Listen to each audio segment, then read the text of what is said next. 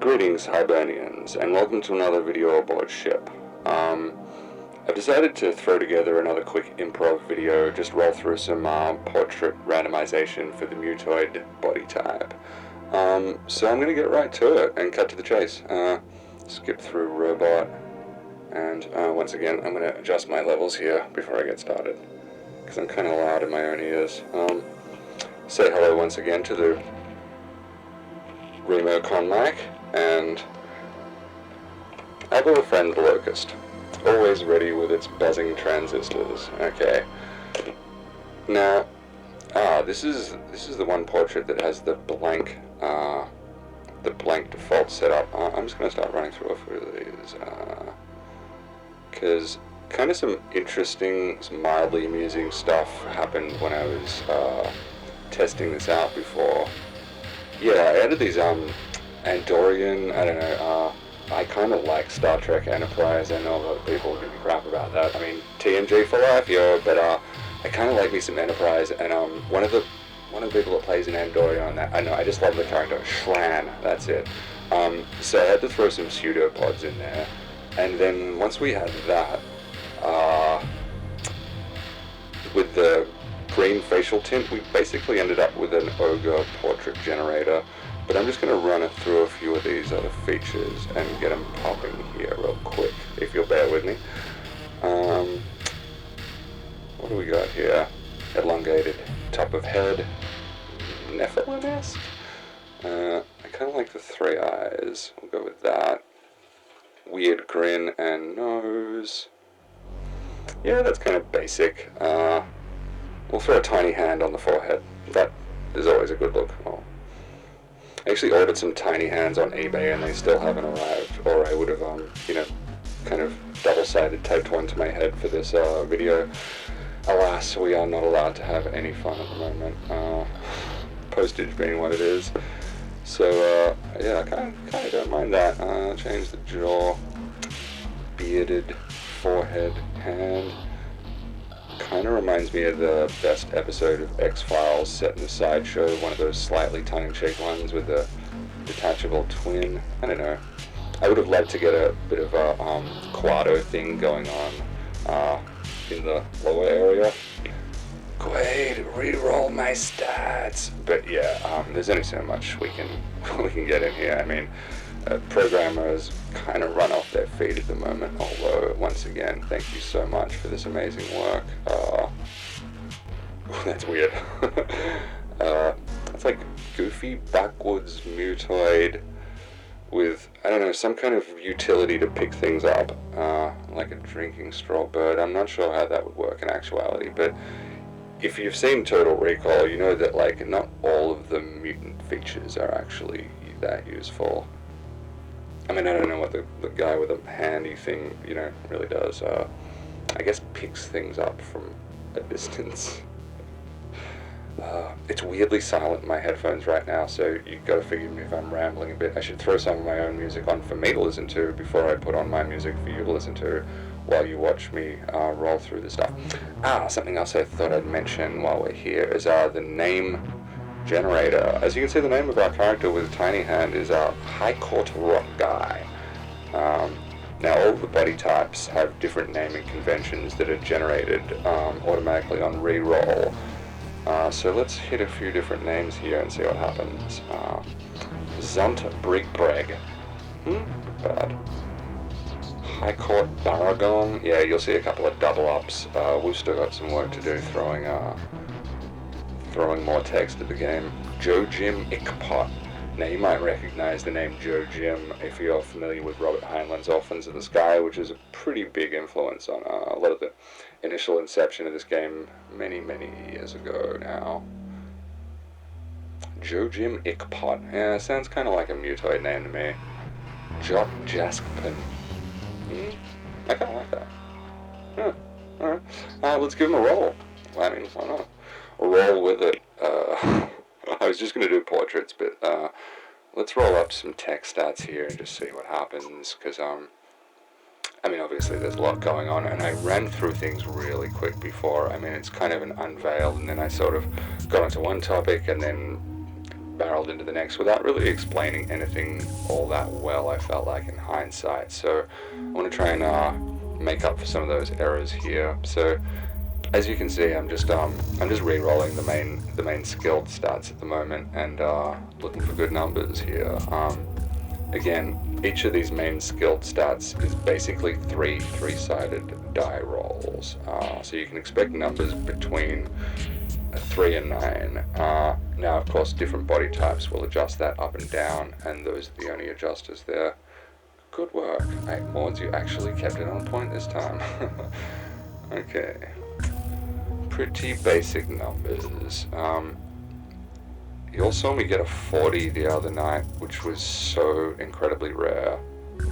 Oh, that's pretty high, 37. High 30s are going to be pretty rare, you know. Actually, 37 is pretty dang rare. I seem to get really lucky when I start recording, so that's a good sign for our engine, I guess.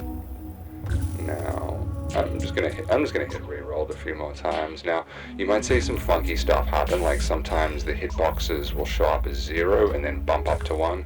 That's because our hitboxes are defined by the role or class, and if you get some particularly bad adjusters, it can drop it to 0. So at the moment, we just have some functionality to bring it back up to 1, so you don't start with a character with no legs, essentially, but you can start with a character with very skinny legs, very, very skinny legs. Of course, in Elvira, the body would actually like shrink into a skeleton as you took hit point damage. Now, we're going to have paper doll clothes over the figure most of the time, so I don't think we're going to be messing with that, although it would be nice. And now you've seen, I think what you've seen here pop up with the chest and the head hitbox is a high constitution, which has bumped up the hit rolls a bit. So yeah, again, body type can affect the skill, but then that in turn can affect the hitboxes. So you get some interesting cross interference. Now that is why we essentially, excuse me, that's essentially why we allow re-rolling across the board, just because there's some interesting stuff you can do without kind of having to, go back, and then reset that line, and then forward, and go back to your portrait. Like, most old school character generators, they'd only let you do one step at a time. And although we've encountered a few cross incompatibilities and a couple of things have slipped through the cracks, I'm sorry, I'm getting a bit far from the remocon here. For the most part, it's actually incredibly cross-compatible, and it's actually really cool seeing things react to reactions. I guess in animation you call that sympathetic animation, where, for instance, a head turns and, well, my hair's supposed to jiggle like a VTuber to show the sympathetic animation that happens automatically when an object attached to an object moves. I don't know why I'm explaining animation now. That's not what this video is about. I could do a video on animation, probably. Ooh! Kreb Whooprast. Now, the name Kreb might be interesting to anyone who's read the Earth's Children series by Jean M. Aol, which is the Clan of the Cave Bear, more well known as book series, which I am a absolutely massive fan of for a long time now. And Kreb is kind of one of the spoiler alert if you haven't read Clan of the Cave Bear, but Kreb is like the elderly Neanderthal wise shaman that our protagonist Ayla meets on her travels and journeys, and is kind of a guiding figure for her.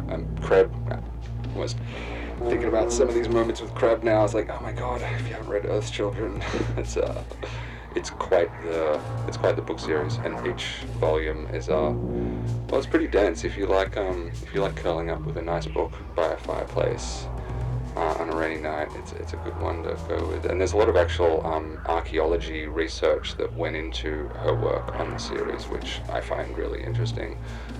Anyway, Kreb, I just kind of threw the name into the Mutoid section because it sort of fit the feel of how the names felt. Anyway, Kreb Whooprast. Rento Chopin. Now that's a name that popped up before, actually, randomly, semi-randomly. I kind of like Rento, but I'm not sure about Topin. we can just pop into bio here, and if I can actually click the mouse button correctly while I'm kind of holding three things at once, we can enter a new name ourselves. So I'll change it to Creb Rento. And yeah, there's some bios missing for certain body and class types. Now, these bios are created based on your body and class choices. Again, this is a good cross-compatibility thing where if you want to see what different role or classes kind of do, or just the basics of where you're going to start playing or role playing, you can kind of see the effects as you change class or role on the left appear. So if you change body, you'll get a different bio, and then if you change class or role within the body type, you will get different biographies. I just said biographies. Different biographies within the role type for each body. So yeah, I kind of, as we were developing that, I felt like it was a good way to really hint at some of the story and lore elements that are going to be encountered, plus allow a bit of role play as you make the character, which I liked, because you kind of read about what the type of role you might be taking, might be doing, and then adjust other things accordingly and be like, well, scavenging, building things, crafting. Well, it's a popular buzzword these days. Back in the day, we used to just call it building stuff. Back in the day, I just feel old when I say that. Intelligence 9. Excuse me. We'll just probably go with that. Like Creb Rento. Yeah, cool. Now, next video, we're going to get into the skill tree tiers, and I'm going to do a whole lot of explaining here. So look forward to some advanced stuff there, and maybe we'll bring it a bit back to the old school with some of the portrait stuff too. So anyway, it's been really nice chatting with everyone, and yeah, I guess I'll be seeing you.